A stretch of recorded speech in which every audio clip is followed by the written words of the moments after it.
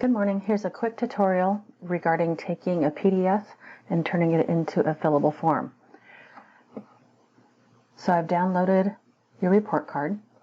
We're going to copy this report card, and here you can paste it into the same folder. Just Control V or right click and paste.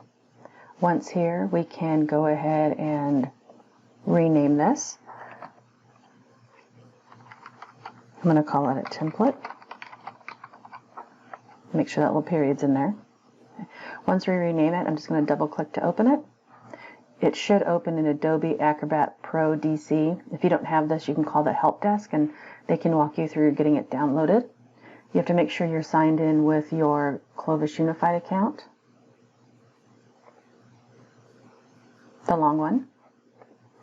Once here, looking at this form, down here at the comments you have all of these lines. What I'm going to do is I'm going to edit these out, so click on Edit. Just come in here and select those lines and delete them out.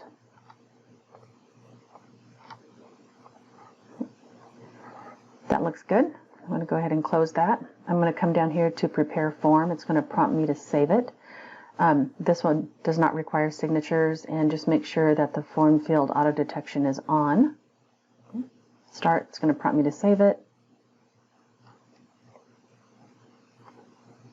Okay, once I've saved it, it's going to pop in here. Because I had that one auto detect on, it can find fields for you.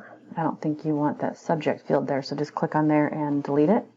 Down here in the comments, I deleted out those lines so you can put in a whole entire Adobe field here that will accommodate all of the comments. Click that arrow, we'll stretch it out here a little bit. I don't want it called Text 1. I'm going to right click and go to Properties. I'm going to rename this Comments.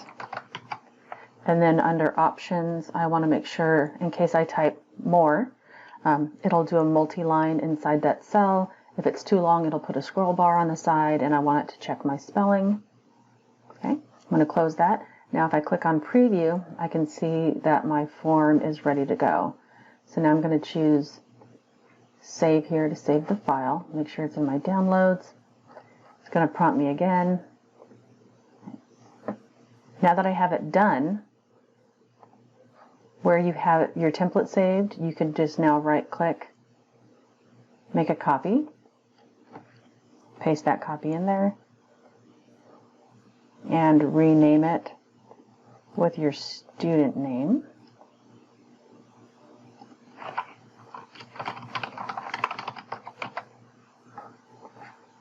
You can do that for each one of your students. Pop in. I can see that it belongs to that student, and I can go ahead and fill it out, save it, and email it to the parent.